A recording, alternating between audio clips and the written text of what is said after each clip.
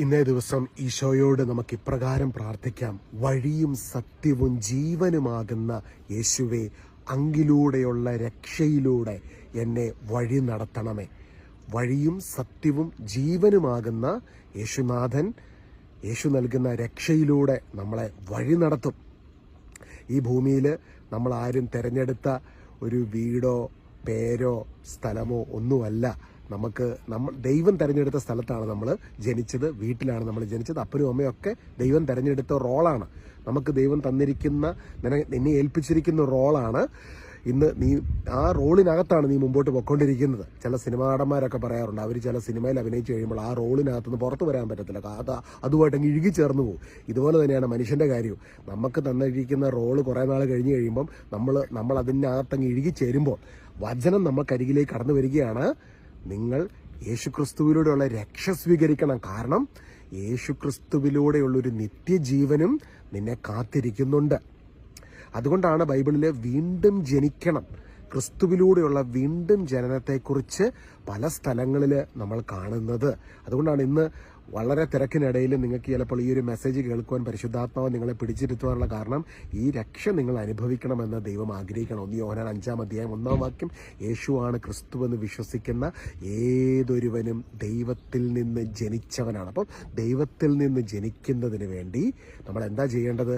ഈശോയാണ് ക്രിസ്തു.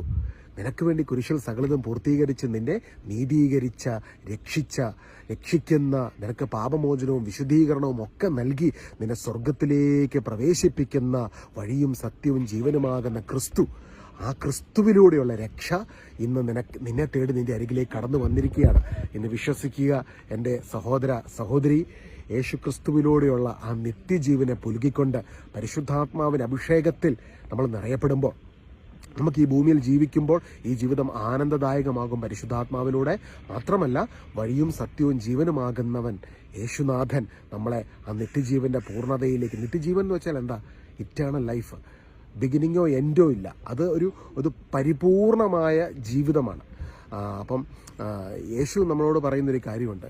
യോഹന്നാൻ സുവിശേഷം 10-ാം അധ്യായത്തിൽ, ഞാൻ വന്നിരിക്കുന്നത് നിങ്ങൾക്ക് ജീവൻ ഉണ്ടാക്കുവാനും അത് സമൃദ്ധമായി ഉണ്ടാകുന്നതിന് വേണ്ടിയാണ്. അപ്പോൾ ആ ജീവന്റെ സമൃദ്ധിയിലേക്കാണ് ക്രിസ്തു നമ്മളെ വഴി നടത്തുന്നത്. അപ്പോൾ ഇന്ന് നമുക്ക് ഇപ്രകാരം പ്രാർത്ഥിക്കാം.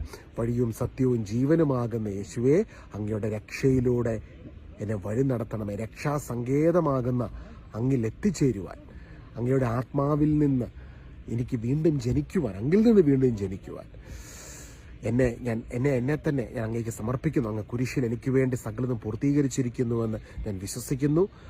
അങ്ങയിലൂടെ എൻ്റെ പാപങ്ങൾക്ക് മോചനം ലഭിക്കും ഞാൻ വിശ്വസിക്കുന്നു. ഒരു പുതിയ സൃഷ്ടിയായി തീരുവാൻ ഞാൻ എന്നെ തന്നെ അങ്ങയുടെ കരങ്ങളിലേക്ക് സമർപ്പിക്കുന്നു. അങ്ങാണ് ക്രിസ്തുവെന്ന് പൂർണ്ണ ഹൃദയത്തോടെ ഞാൻ വിശ്വസിക്കുന്നു.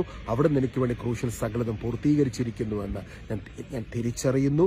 ഞാനത് വിശ്വസിക്കുന്നു. ഈശോയെ, അങ്ങേ എൻ്റെ ജീവിതത്തിലേക്ക് ഞാൻ സ്വീകരിക്കുന്നു. പറഞ്ഞേ, എൻ്റെ ഈശോയെ, അങ്ങേ ഞാൻ എൻ്റെ ജീവിതത്തിലേക്ക് സ്വീകരിക്കുന്നു. അവിടുന്നാണ് എൻ്റെ രക്ഷകനെന്ന് ഞാൻ തിരിച്ചറിയുന്നു. വഴിയും സത്യവും ജീവനുമാകുന്നവനെ, അങ്ങയുടെ പാതയിലൂടെ, അങ്ങിലൂടെ എന്നെ വഴി നടത്തണമേ. ആമേൻ.